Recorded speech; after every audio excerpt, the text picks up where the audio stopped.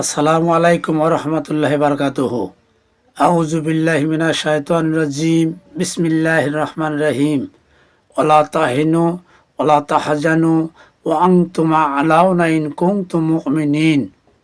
প্রিয় দর্শক মণ্ডলী, আমি আপনাদেরকে একটা ইতিপূর্বে যে ভিডিওটা দেখলেন, এই যে চিৎকার দিল, কঠিন চিৎকার দিল, এই চিৎকার কে দিল, কেন দিল, এটা অবশ্যই আপনাদের জানার দরকার।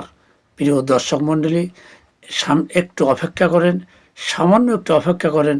আপনারা পূর্ণাঙ্গ ভিডিওটা দেখলে বুঝতে পারবেন এই ব্যক্তি কি, বাংলাদেশ চোর নাকি শাহুদ, অবশ্য দেখবেন।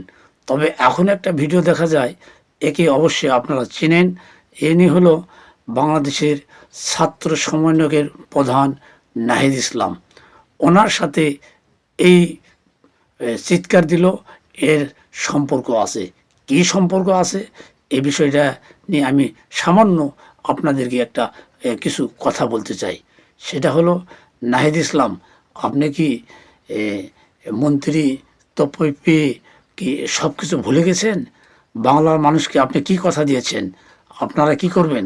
বাংলাদেশের স্বৈরাচার মুক্ত করবেন, চোর মুক্ত করবেন, খুনি মুক্ত করবেন, এই মুক্ত করবেন, এই কথাগুলো যে বাংলা মানুষকে দিয়েছেন, এটা কি আপনারা অবশ্যই রক্ষা করতে পারবেন?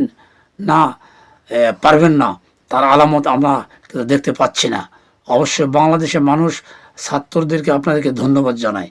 সে ধন্যবাদ গ্রহণ করার যোগ্যতা অর্জন করেন, না হলে ভবিষ্যতে বিপদে পড়ে যাবেন।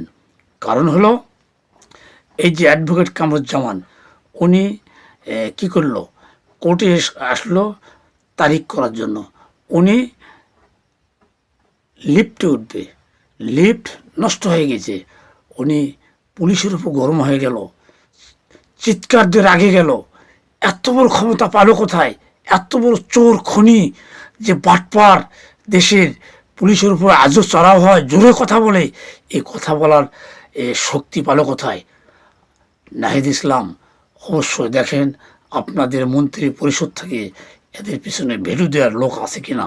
এটা যদি যাচাই করার ক্ষমতা যদি আপনাদের না থাকে, তাহলে ভবিষ্যতে আপনাদেরকে মূল্য দিতে হবে। যেমন মূল্য 15 বছর ধরে দিল জামাত, বিএনপি, খুন গুম অনেক কিছু শিকার হয়ে গেছে। তাহলে আপনারা সাবধান হয়ে যান। এই আওয়ামী লীগ যদি, এই চোরের দল যদি আপনারা বাংলাদেশের জিয়ে রাখেন, তাহলে এই জামাত বিএনপি যেরকম খুন গুমের শিকার হয়েছে, ভবিষ্যতে ছাত্র আপনারাও সেই তালিকায় পড়ে যাবেন। এই জন্য সাবধান হয়ে যান। বাংলাদেশের স্বৈরাচার, রক্তক্ষয়ী শেখ হাসিনা সরকারের রাজনীতির শিকড় উপরে ফেলান, না হলে ভবিষ্যতের বিপদ সামনে অপেক্ষা করছে।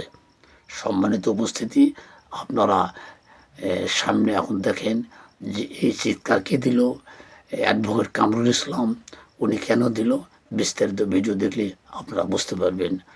সম্মানিত উপস্থিতি, আপনারা দেখেন, ভিডিওটা দেখেন।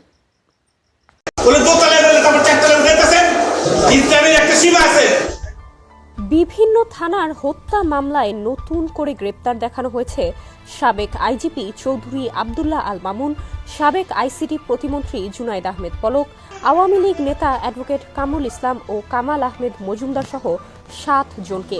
জানা গেছে, গ্রেপ্তার শুনানিতে আদালতে তোলার জন্য লিফটে না চড়িয়ে সিঁড়ি দিয়ে হাঁটিয়ে এজলাসে নিয়ে যাওয়ায় ক্ষোভ প্রকাশ করেছেন সাবেক খাদ্যমন্ত্রী কামরুল ইসলাম। এক পর্যায়ে পুলিশ সদস্যদের সঙ্গে উচ্চবাচ্যও করেন তিনি।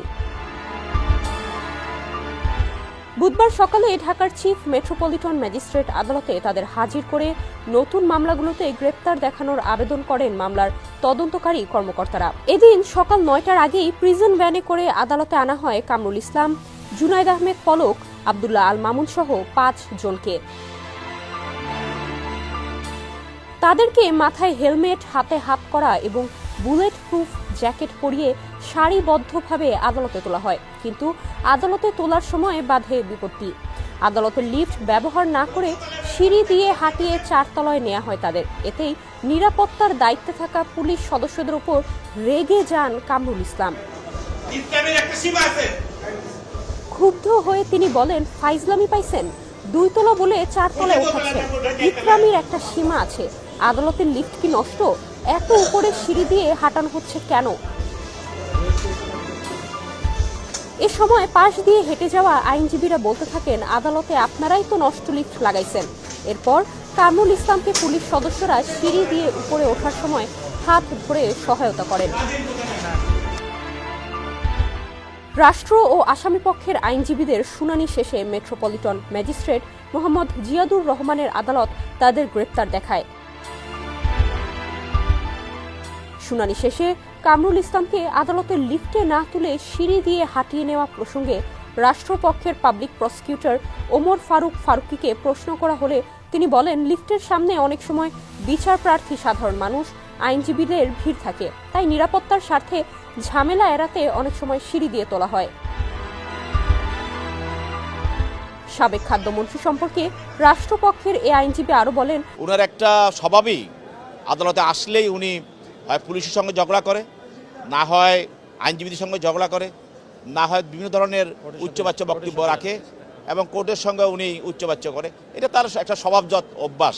অন্যদিকে জুনাইদ আহমেদ পলকের আইনজীবী আফতাব মাহমুদ চৌধুরী বলেন, কামরুল ইসলাম একজন বৃদ্ধ মানুষ। আজ আদালতের 2 তলায় শুনানি হওয়ার কথা ছিল, কিন্তু 4র্থ তলায় শুনানি হয়েছে। আসামিদের ভোগান্তি দেওয়ার জন্যই সিঁড়ি দিয়ে তোলা হয়েছে। ডেস্ক রিপোর্ট, সমকাল।